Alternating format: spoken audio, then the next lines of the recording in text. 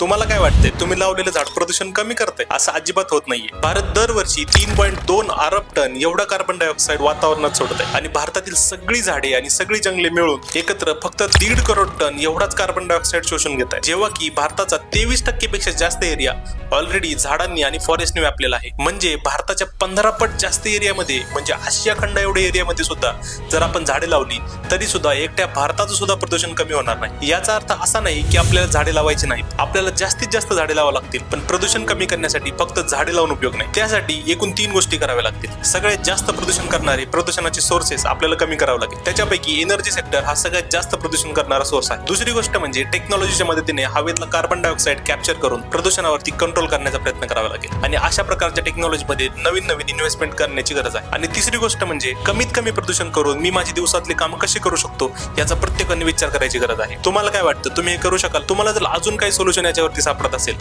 तर आम्हाला कमेंटमध्ये नक्की सांगा आणि विषयांतरला फॉलो करायला विसरू नका.